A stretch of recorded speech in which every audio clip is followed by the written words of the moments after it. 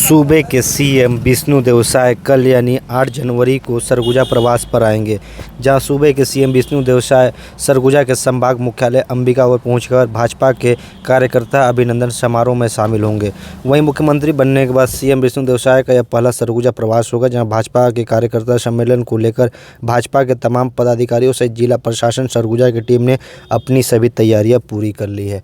आपको बता दें कि कांग्रेस के गढ़ कहे जाने वाले सरगुजा संभाग में हाल ही में हुए विधानसभा चुनाव 2023 में बीजेपी ने कांग्रेस का सुपड़ा साफ करके 14 की 14 सीटों में कब्जा जमाया है। वहीं सूबे के सीएम बनने के बाद विष्णुदेव साय पहली बार सरगुजा संभाग के प्रवास पर रहेंगे। आखिर देखिए कैसी है सरगुजा संभाग में सीएम विष्णुदेव साय की आने की तैयारी, हमारी रिपोर्ट में। सीएम साहब पहली बार सरगुजा, किस तरीके की तैयारी चल रही है आप लोगों की? बहुत ही खुशी की बात है कि हमारे भारतीय जनता पार्टी की सरकार बनी है। प्रथम बार हमारे यशस्वी मुख्यमंत्री जी का सरगुजा प्रवास हो रहा है। उनके साथ में हमारे डिप्टी सीएम अरुण साहू जी, हमारे प्रदेश प्रभारी ओम माथुर जी और हमारे प्रदेश अध्यक्ष आदरणीय किरण सिंहदेव जी भी का आगमन होगा। और हमारे सरगुजा संभाग के तीनों मंत्री, सभी विधायक और हमारे भारतीय जनता पार्टी के बूथ से लेकर के ज़िले तक के सभी पदाधिकारी और कार्यकर्ता इस बैठक में शामिल होंगे। और हमारे भारतीय जनता पार्टी कार्यकर्ताओं में बहुत ही उत्साह है। सीटिंग की क्या व्यवस्था है? कितने लोगों की भीड़ होने की संभावना है? क्या लगता है आपको? 6 से 7 हज़ार की भीड़ हम लोगों की संभावना है। हम लोग आम कार्यकर्ताओं को कम फोकस किए हैं। हम बूथ लेवल के जैसे शक्ति केंद्र के प्रभारी, संयोजक, सह संयोजक से ले करके जिला और प्रदेश तक की टीमों को इनवाइट किए, क्योंकि उनका सम्मान है। उन्होंने पार्टी को मेहनत करके पार्टी को जीते इस पोजीशन पहुंचाया कि आज भारतीय जनता पार्टी की सरकार छत्तीसगढ़ में बनी है। इसलिए उनका सम्मान करने के लिए हमारे मुख्यमंत्री जी ने आह्वान किया था, इसलिए यह कार्यक्रम रखा गया है। सभी 7 संभाग में यह कार्यक्रम हो रहा है। कल दुर्ग और बस्तर में हो चुका है और कल जो है यहाँ और बिलासपुर संभाग में है। सीएम साहब पहुंचने वाले हैं सरगुजा, किस तरीके की तैयारी चल रही है? देखिए, चुनाव के बाद भारतीय जनता पार्टी के पहली कार्यक्रम है। कार्यकर्ताओं में काफ़ी उत्साह है और जिस तरह से हमारी पूरे छत्तीसगढ़ में जो भारतीय जनता पार्टी की प्रचंड मत की जीत हुई है, कार्यकर्ताओं में ऑलरेडी उत्साह है। और पहला कार्यक्रम के कारण और भी कार्यकर्ताओं में सरगुजा संभाग को यहाँ कार्यकर्ताओं में उत्साह का एक संचार हो रहा है। और कल जैसा कि आपको जानकारी होगा कि पहली बार किसी राजनीतिक दल के इतनी प्रचंड जीत के बाद कार्यकर्ताओं के सम्मान की कार्यक्रम रखी गई है। मतलब कोई जो मंत्री यहाँ पे मंत्रीगण आ रहे हैं यहाँ पे, वो कार्यकर्ताओं के सम्मान करेंगे। ये अपने आप में हम लोग के लिए बहुत सौभाग्य की बात है कि हम भारतीय जनता पार्टी के सिपाही हैं और ये शायद भारतीय जनता पार्टी में ही संभव है। तो क्या लगता है कितनी भीड़ होने की संभावना? भीड़ इसमें अपेक्षित भीड़ है। इसमें कोई ऐसी भीड़ है हम इसमें परिकल्पना किए नहीं है।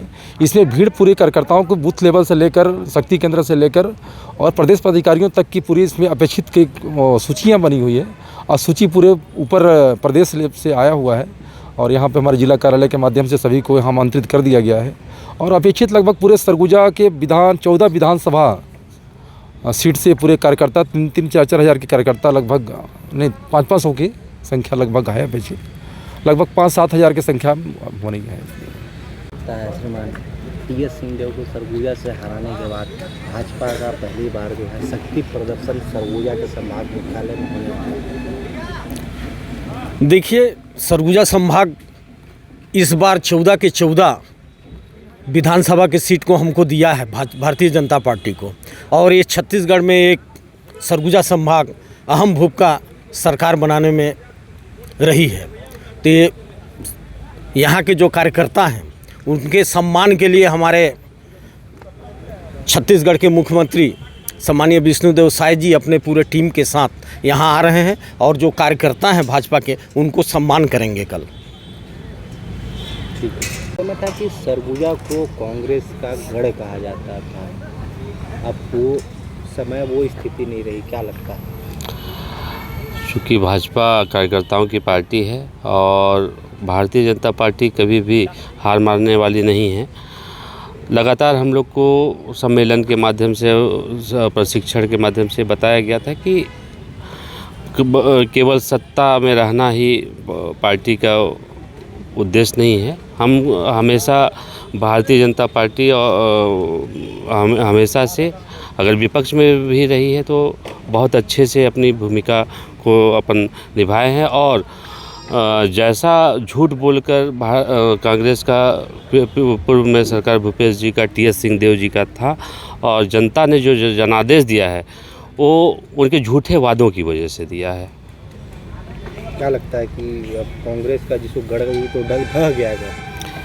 निश्चित ही ढह गया है और लंबे समय तक अब कांग्रेस का आना असंभव है। भारतीय जनता पार्टी अच्छा काम करके और भारतीय जनता पार्टी का एक एक कार्यकर्ता बूथ स्तर पे अच्छा कार्य करके भारतीय जनता पार्टी को अब यहाँ से हिलने नहीं देगा।